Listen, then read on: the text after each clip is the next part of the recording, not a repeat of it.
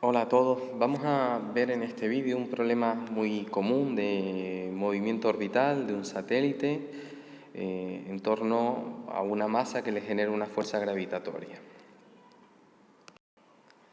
El problema dice así, tenemos un satélite que gira con órbita circular en torno a la superficie terrestre, completando una vuelta cada 36 horas.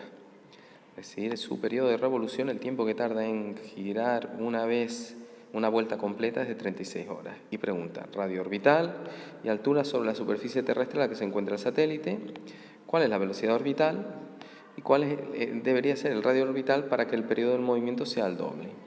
Como datos nos da la masa de la Tierra, consideramos como buena aproximación 5,98 por 10 elevado a 24 kilogramos, y el radio terrestre lo mismo, consideramos como buena aproximación 6.370 kilómetros.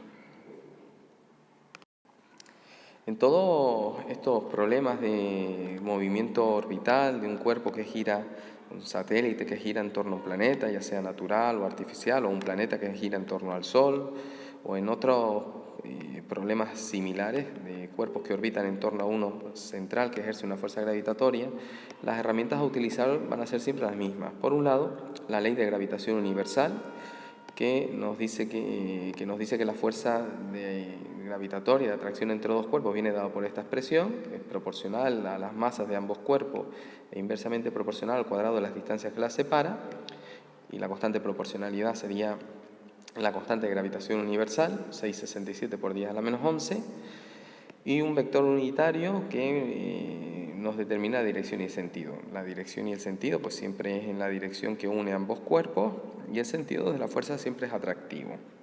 En este caso, de movimientos orbitales, pues lo único que nos interesa realmente es el módulo de esa fuerza, con lo cual lo podemos expresar así: constante de gravitación universal, producto de las masas de ambos cuerpos, distancia que las separa al cuadrado. Esta R minúscula es la distancia desde el centro de la Tierra hasta donde se encuentre el satélite. Después lo comentamos un poquito mejor. Y por otro lado, debemos tener claro el concepto de fuerzas dentro de un movimiento circular. En un movimiento circular, nosotros normalmente debemos descomponer la fuerza en una dirección que apunte al centro de curvatura del movimiento, es decir, en este eje, en la dirección de ese eje, y una dirección tangencial a ese eje. La dirección tangencial en este tipo de problemas no nos aporta nada, nos vamos a quedar solo con la dirección que apunta al centro de curvatura del movimiento. Y debemos tener claro que la suma de las fuerzas en esa dirección, la suma de las fuerzas en la dirección normal, es lo que llamamos fuerza centrípeta. Es decir, la fuerza centrípeta no es algo concreto, predeterminado, sino es algo que nos determina cada una de las situaciones de los movimientos curvilíneos, las fuerzas que actúan y que provocan ese movimiento curvilíneo. La suma de las fuerzas en esa dirección es lo que llamamos fuerza centrípeta.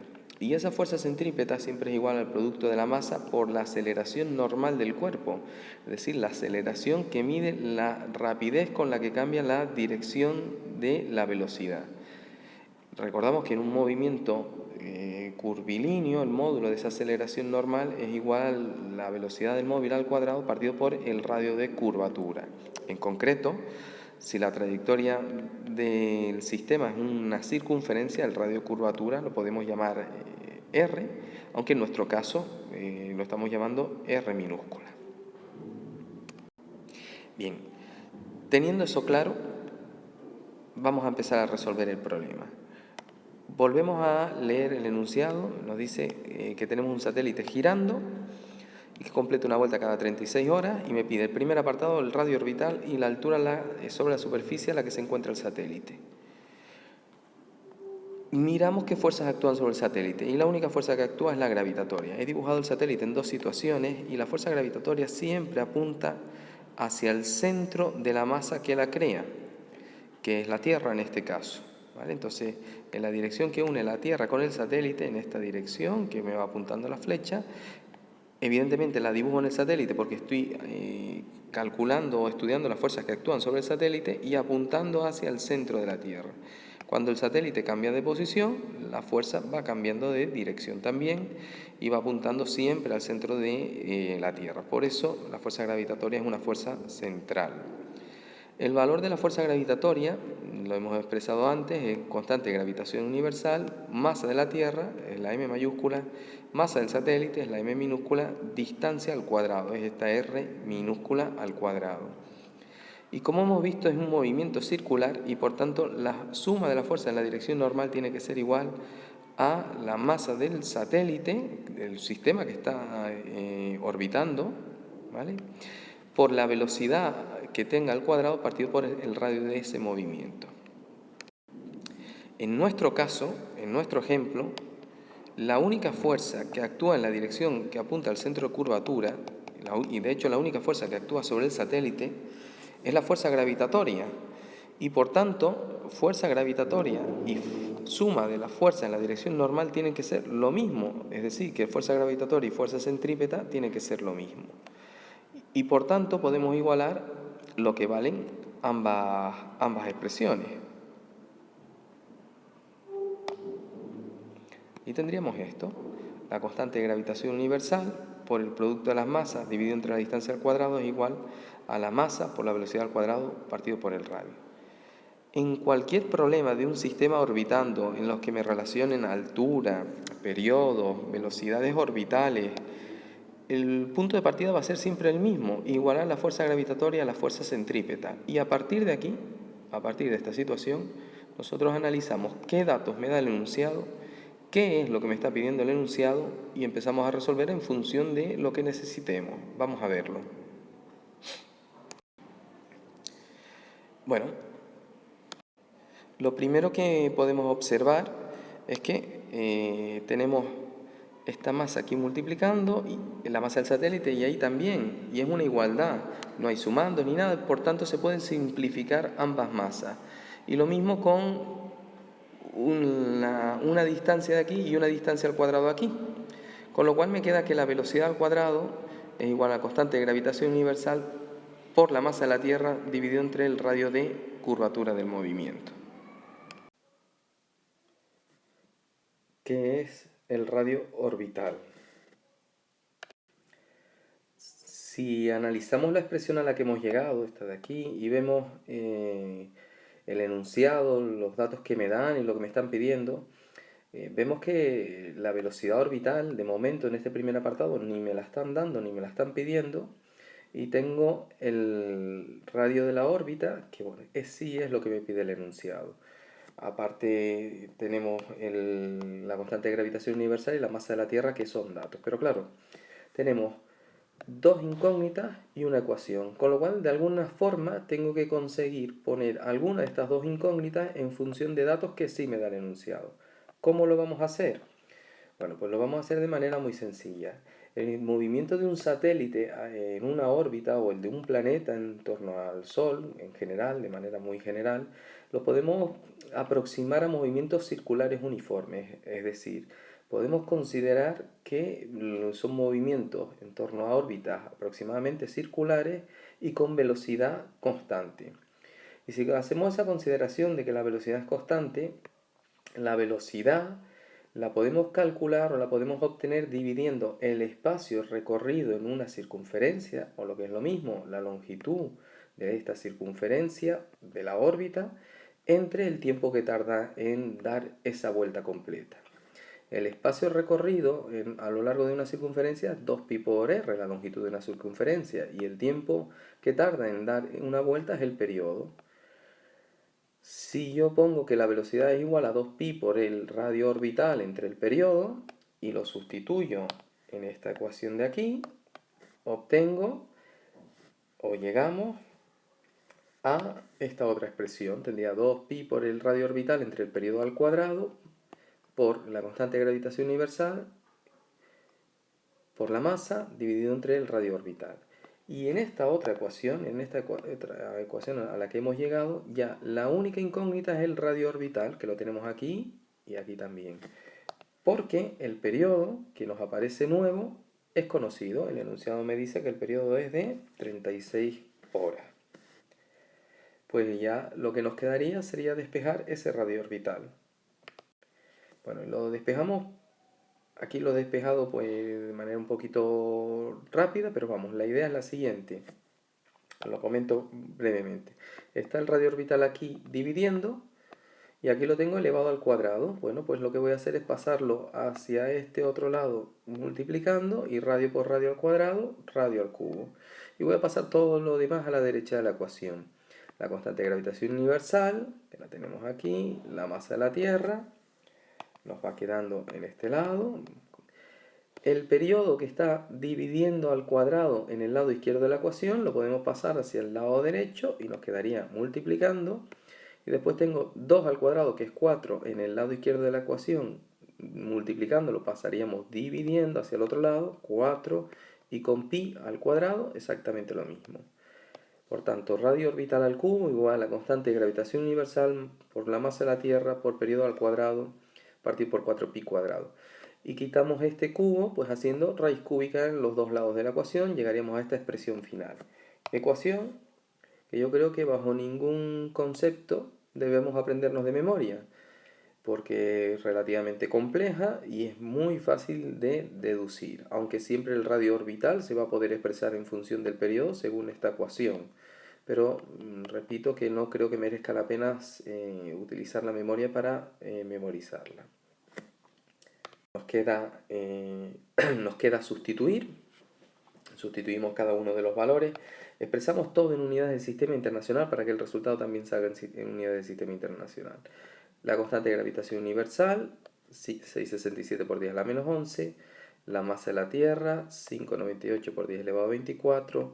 El periodo hay que expresarlo en segundos. Teníamos por aquí arriba que el periodo son 36 horas. Cada hora 3600 segundos, pues sería 36 por 3600. 36 por 3600 al cuadrado y dividido entre 4pi cuadrado.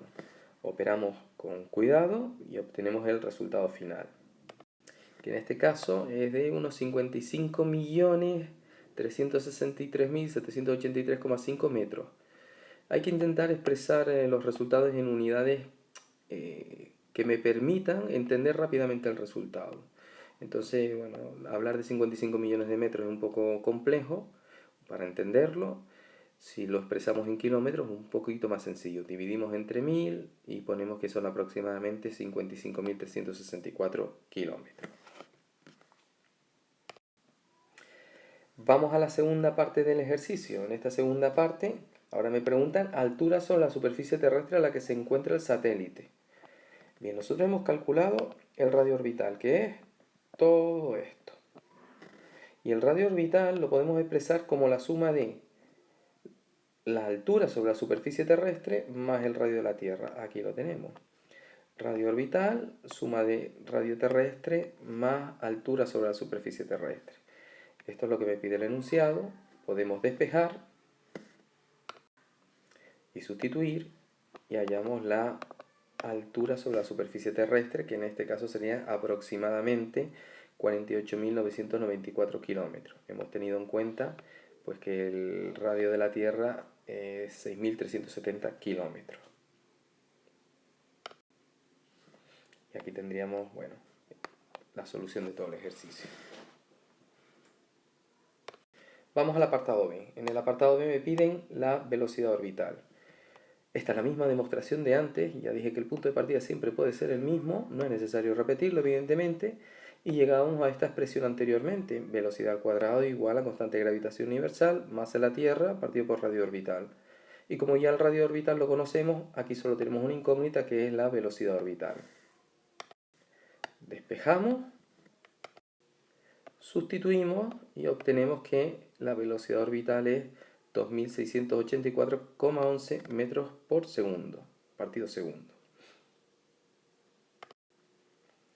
También lo podíamos haber calculado pues con la otra expresión que hemos dicho, que deducimos directamente que es un movimiento circular uniforme o aproximadamente un movimiento circular uniforme. Y por tanto la velocidad la podemos expresar como el espacio recorrido en una vuelta partido por el tiempo que tarda en dar esa vuelta. Sustituyendo, obtenemos evidentemente el mismo resultado, 2.684,11 metros segundo. Cualquiera de las dos formas esta primera o esta segunda, es perfectamente válida. Y por último, nos pide el enunciado que cuál debe ser el radio orbital para que el periodo del movimiento sea el doble. Bueno, y cuando estamos hablando de un sistema, un satélite, que tiene dos órbitas diferentes en torno, en este caso, a la Tierra, o dos planetas que tienen evidentemente órbitas diferentes en torno al Sol, siempre lo más cómodo es utilizar la tercera ley de Kepler. El enunciado de la tercera ley de Kepler nos dice que las distancias al cubo de los planetas al Sol partido por sus periodos de revolución al cuadrado son una constante. Esa tercera ley de Kepler enunciada para los planetas y el Sol lo podemos llevar también a, por ejemplo, a un satélite que tiene o que queremos que tenga dos órbitas diferentes en torno a la Tierra.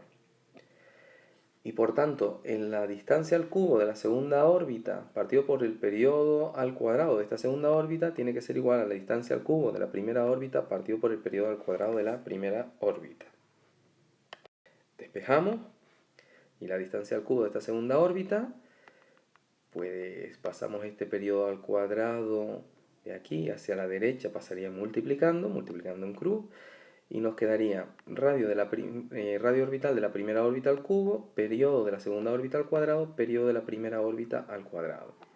Y como el enunciado me dice que el periodo del movimiento sea doble, es decir, que el periodo en la segunda órbita sea dos veces el periodo de la primera órbita, lo tengo en cuenta, lo sustituyo y se simplificaría este periodo aquí al cuadrado con este del denominador, porque ya es lo mismo, y me quedaría 2 al cuadrado, que es 4, por el radio de la primera órbita al cubo. Hago raíz cúbica en los dos lados y me quedaría raíz cúbica de 4, y la raíz cúbica del radio de la primera órbita al cubo, pues me quedaría el radio de la primera órbita. Por tanto, al final tendría que el radio de la segunda órbita es raíz cúbica de 4 por el radio de la primera órbita. Sustituyendo valores obtendríamos aproximadamente 87.884,87 kilómetros. Y bien, aquí acaba el ejercicio. Repito que prácticamente todos los ejercicios de satélites o de movimiento orbital, en general de movimiento orbital, en los que nos pidan velocidad orbital, radio o periodo, se resuelven de la misma forma, a partir de la ley de gravitación universal y teniendo en cuenta que la fuerza gravitatoria en estos casos siempre es igual a la fuerza centrípeta que actúa sobre el cuerpo que hoy está en órbita. Y después, en algunos casos, pues tenemos que aplicar la tercera ley de Kepler. Espero que lo hayan entendido. Saludos a todos.